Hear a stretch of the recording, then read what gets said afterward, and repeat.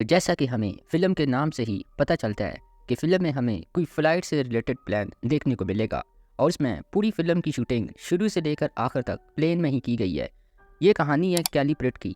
कैली parade एक aviation engineer है और वो अपने शोहर डेविड और 6 साला अपनी बच्ची जूलियन के साथ ब्रिटेन में रहती है कि अचानक इसके हस्बैंड की मौत हो जाती है।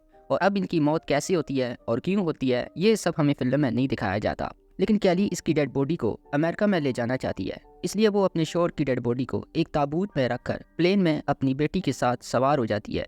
प्लेन में बाकी के मुसाफिर भी आते हैं। कैली और जूलिया कुछ बातें करती हैं और फिर जूलिया प्लेन के गिलास पर एक दिल बनाती है। फिर दोनों माँ बेटी आराम करने के लिए सो जाती हैं। अब 3 घंटे के बाद जब कैली की आंख खुलती है तो वो दिखती है कि जूलिया इसके बगल में नहीं है। इसे लगता है कि जूलिया शायद कहीं आस पास गई होगी, इसलिए वो इसे ढूंढने जाती है और आसपास के मुसाफिरों से भी पूछती है। लेकिन इनमें से किसी मुसाफिर ने जूलिया को नहीं देखा होता, तो वो जाकर एयर होस्टेस से जाकर पूछती है, लेकिन एयर होस्टेस ने भी इसे नहीं देखा होता।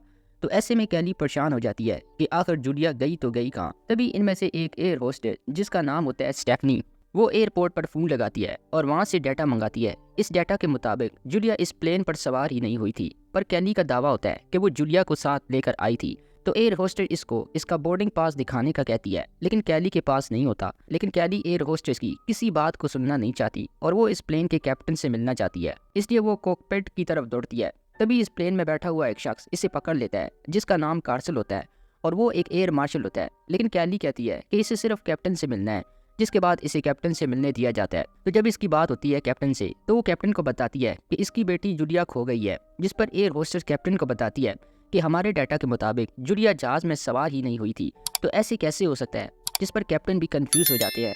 लेकिन फिर भी कैली कैप्टन को कन्विंस कर ही लेती है और वो सब मुसाफिरों को अपनी जगह पर रहने और सारे एयर होस्टेस मिलकर जूलिया को ढूंढने लगते हैं। लेकिन फिर भी जूलिया इन्हें नहीं मिलती। ऐसे में जूलिया की घबराहट और भी ज़्यादा बढ़ने लगती है। तभी इसे प्लेन में 2 अरब मुसाफिर दिखाई देते हैं और कैली को लगता है कि कहीं इन्होंने तो जूलिया को किडनैप नहीं किया और कहीं ये तो प्लेन को हाईजैक करने का नहीं सोच रहे, इसलिए ये इन पर हमला करती है। लेकिन कार्सन इसे ऐसा करने से रोकता है। इधर कैप्टन को हॉस्पिटल में इंफॉर्मेशन मिलती है कि जूलिया की भी मौत हो गई है और ये बात बताने के लिए वो कैली के पास जाते हैं। लेकिन जब ये बात कैली को पता चलती है तो वो सब पर बहुत गुस्सा होती है और इस बात को मानने से साफ इनकार कर देती है। अब ये सब देखकर सबको लगने लगता है कि या तो कैली अपने हस्बैंड की मौत की वजह से सदमे में जा चुकी है या वो झूठ बोल रही है, जिस पर कैली सबको समझाने की कोशिश करती है। लेकिन कोई भी इसकी बात पर यकीन नहीं करता और कैरिसन इसे अरेस्ट कर लेता है और इसकी सीट पर जाकर इसे बिठा देता है। तभी प्लेन में मौजूद एक थेरेपिस्ट इसके पास आती है इससे बात करने के लिए और वो इसे समझाती है कि इसे सच्चाई को अपना लेना चाहिए और अपनी बेटी और अपने शोहर के सदमे से बाहर आ जाना चाहिए, क्योंकि थेरेपिस्ट भी ये समझती है कि कहीं कैली पागल तो नहीं हो रही। लेकिन तभी कैली की नज़र जहाज की खिड़की पर पड़ती है जिस पर जूलिया ने दिल बनाया था और ये दिल देखकर इसे पक्का यकीन हो जाता है कि इसकी बेटी अभी जिंदा है और वो इसी प्लेन पर है। लेकिन तभी वो सोचती है कि यकीनन जहाज में मौजूद किसी शख्स ने जूलिया को किडनैप कर रखा है और इसलिए कैली को खुद ही किसी भी तरह इसे ढूंढना होगा। तो इसलिए कैली कैरिसन से बाथरूम जाने का बहाना करती है।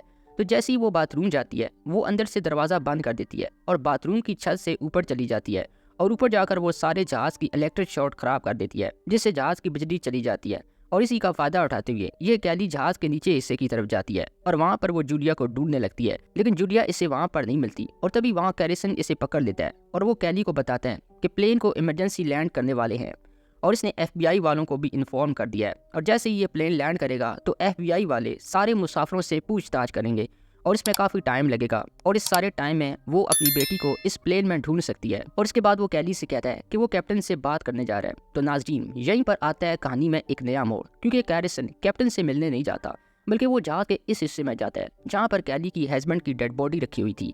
तो कैरिसन डेविड के ताबूत से बम निकालता है और जहाज के एक हिस्से पर लगा देता है और वहीं पर हम कैली की बेटी जूलिया को भी देखते हैं, जिससे पता चलता है कि कैरिसन ने ही जूलिया को किडनैप किया था और वो अब इस जहाज को भी हाईजैक करने वाला है। जहाज में बम लगाने के बाद कैरिसन कैप्टन से जाकर मिलता है और कहते हैं कि कैली एक हाईजैकर है और इसने जहाज में बम लगा रखा है और अगर हमें मुसाफिरों की जान बचानी है तो ऐसे में हमें $50 मिलियन इसे देने होंगे। लेकिन कैप्टन इससे बात करना चाहता है और कैरिसन कहता है कि इस प्लेन में इसका एक और साथी भी है जिसके बारे में हमें कोई जानकारी नहीं और इस वक्त पैसे देने में ही हमारी भलाई है। और प्लेन के लैंड होते ही हम इसे पकड़ लेंगे, जिस पर कैप्टन एयरपोर्ट की अथॉरिटी से बात करके पैसे भिजवा देता है। अब यहाँ पर सवाल ये उठता है कि आखिर कैरिसन ने कैली को क्यों मोरा बनाया। वो इसलिए क्योंकि कैली एक एविएशन इंजीनियर है और जिस प्लेन में ये सवार थे, इस प्लेन के डिजाइन करने में कैली का भी हाथ था और वो इस प्लेन के चप्पे चप्पे से वाकिफ थी। इसलिए कैरिसन ने सबसे पहले इसके शोर को मार डाला क्योंकि इसको इस प्लेन में बम लेकर आना था। तो अब जैसे ही प्लेन की लैंडिंग होती है तो सारे मुसाफिर और क्रू मेंबर बाहर निकलने लगते हैं। तो कैली कैप्टन से माफी मांगने जाती है कि इसकी वजह से सारे मुसाफिरों को ये तकलीफ उठाना पड़ी है और वो अपनी बेटी को ढूंढ सकेगी, जिस पर कैप्टन बहुत गुस्सा होते हैं और कहते हैं अपनी बेटी का नाटक बंद करो, तुम्हें पैसा हमने भिजवा दिया है। जिसको सुनकर कैली समझ जाती है कि कैरिसन ने कुछ चाल चली है, ये प्लेन हाईजैक हो गया है। तो कैरिसन जैसे ही वहाँ से भागने की कोशिश करता है तो कैली इसे जाने नहीं देती और इसे प्लेन पर ही रुकने का कहती है, वरना वो इसका पर्दाफाश कर देगी कि वो एक हाईजैकर है, जिस पर कैरिसन जहाज से बाहर नहीं जा पाता। जब कैप्टन वहां से चले जाते हैं तभी कैली कैरिसन पर पीछे से हमला करती है और इसकी जेब से बम का बटन निकालकर वहां से भाग जाती है और फिर अपनी बेटी को ढूंढने लगती है।